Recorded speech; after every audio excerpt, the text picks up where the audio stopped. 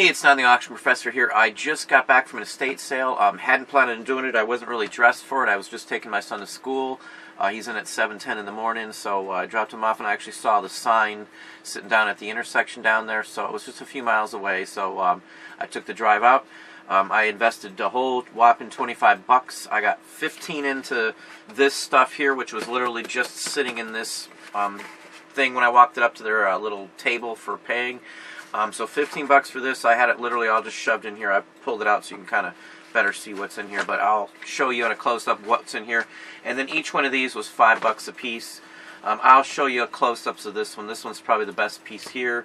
And then I got a postcard album with a bunch of postcards in it for 5 bucks too. Nothing fancy, but for 5 bucks I can probably sell the book empty or with the cards in it for at least 10.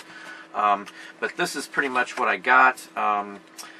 This kind of stuff most people walk past. I didn't go for the high dollar items right off the bat. I take small stuff, usually the higher stuff in an estate sale, or like cabinets and things like that. Like spool cabinets or something. I've messed with them. I do buy them occasionally, but I've got a couple now, and they just take up a lot of space. This is all quick movers. Takes up a very little space. There's probably 20 items here, just in this. And again, 15 bucks for all this stuff here. 25 for everything. These 2 books I got here.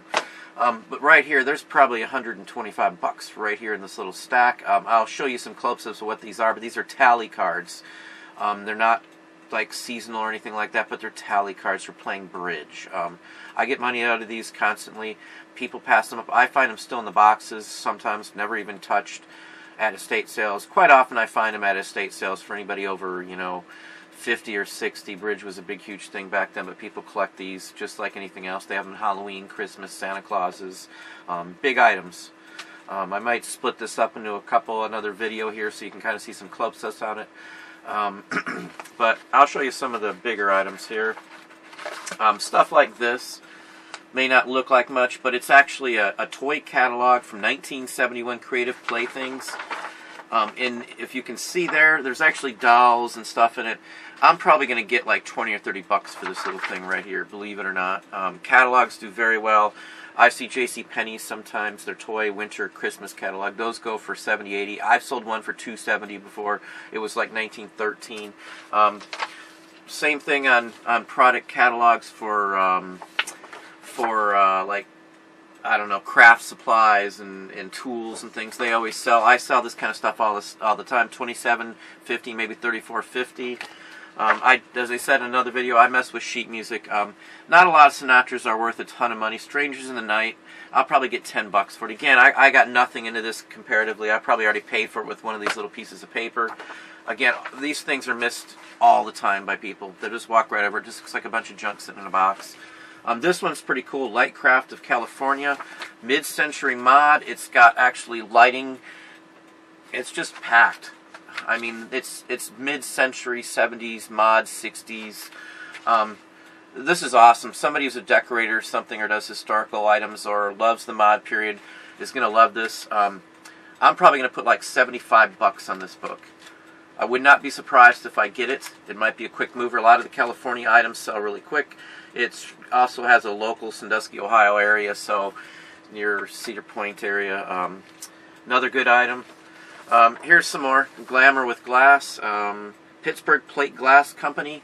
Mirrors and stuff. This is probably... Oh, well, it's got a 1950 date on it, so that pretty much answers. Another mid-mod. Mid-century. Just awesome, the furniture style. I don't know how well you can see that. I'll just do 2 videos. I'll split this up. This will be part 1, so you can kind of see the bigger stuff.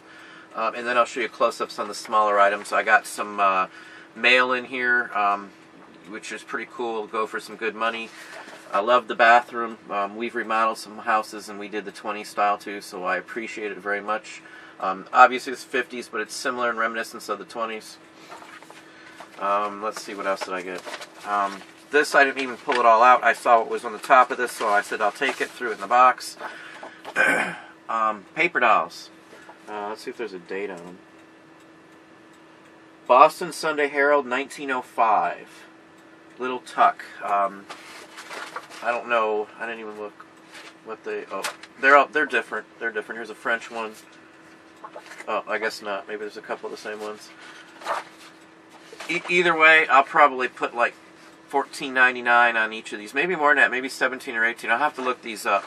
I don't know if this envelope's what they were. Miss Scissor Screen. This envelope's just some junk envelope. But again, I'll probably put $17.50 minimum on these. I think there's 4 of them in here. It adds up really quick on these little tiny things. Day Printing Corp. The Arts and Western Living. This is an exhibit in 1955 at the Los Angeles County Fair. Another mid-mod century. I love the 50s stuff. Always seems to sell. I love books. Oh wow, there's some interesting images in here. I have to look this one up, but as of right now, I might say $57.50 on something like this. I kind of showed you the postcard album. Looks like somebody probably picked through and got most of the good ones. There's still some neat ones in here, so I'll take and sell a few individually, then I'll probably sell the book, maybe shove some other cards in it or something. I'll probably get 20 or 30 bucks out of this. This is the other book now. This is different. Most people don't think much of the little photo booth photos that you get. Those little tiny ones you see all the time. Those are hot items. I sell them all the time. Just one little photo booth photo, the little tiny square ones, I can sell for 80, 90 bucks for the right subject. Look them up, look in comps, type in photo and booth and vintage, or photograph booth vintage in the collectibles section. You're going to see them. I've sold them personally for in the $80 range. It was a soldier with a pipe and stuff, but stuff like that sells, and so do kids and cute objects in multiples of the same person. This is probably the best photo booth photograph lot I've ever gotten. There's probably, I'm just guesstimating, $300-400 in photo booth photos in here. Maybe more than that. I don't know. But they're all of the same kid. So each one of these pages I could get $100 for. And again, look them up, please, if you doubt that. I sell these all the time, photo booth photos. You can usually tell it's not a studio, it's the size. Just it's different poses. Even for an artist, this would be awesome. I may keep this for a little while and do some scans of them, but just awesome, awesome. This is literally the best collection. It's all the same kid. I'll have to do some close-ups on these, but they're just awesome pictures. It goes on. There's quite a few of them in here. This stuff like this just sells really quick. Photo booth photos people collect like mad. Especially like the ones where they're dressed up. He's got like a Asian-looking outfit on, or a sailor outfit, something like that. The hand-colored ones, like there's one right here. I might get 34, maybe even 40 bucks for just that one photo. I don't know what it is about these. I found this out about a year and a half ago. When I love soldier images and things like that, and I sold a photo booth of a soldier from like World War II-ish in Hawaii. Went really quick, went for high dollar. As I said, 80 bucks. So I've looked out for these, and I've made a ton of money. I sell a couple of these probably every week or two. I sell at least 1 or 2 of these. But this is just an awesome collection. Some of these are from a big photo booth. They must have had enlargement somehow, but that is a photo booth one too. I haven't seen the big ones as much. That might be worth more. It's hand tinted too. Again, I'll show you some close-ups of these, but this could be worth just that little bit in the front. It could be worth. Oh, there's even some more. There's even negatives for them. Negatives sell too. It's a good book. I'll show you some close-ups in the next video. Radio station piece. Again, I'll show you some close-ups, but this is basically what you see here. Cards. I've just threw them in a box here again. I got books, postcards, booklets. This was my favorite. I'll have to read these. These are soldiers' mail from World War I. It's all been censored and inspected. Those are what you really want to look for. They're free mail. Again, I'm going to do a close-up in another video, so just please look out for part 2 if you want to see all the items that were actually in here. But I'm looking at, value-wise, probably $700-800, I would guess, maybe, because there's still, I haven't even showed you what's in the box yet, but I guess this will be part 2, so I'll show you a few more things, and then we'll split it so you can see some close-ups. This is Quebec current events of the ancient capital. What year is this? Looks like from the 20s. It looks like a 20s like tourist newspaper magazine. Geez, I don't see a date. It's got to be 20s. It's got pictures of cars from the 20s. Current events. It doesn't say the date. That's kind of odd. You can see how old it is based on what the taxi cab looks like in there. I don't know how well you can see that, but 1920-ish. I'm probably going to put 5750 on this.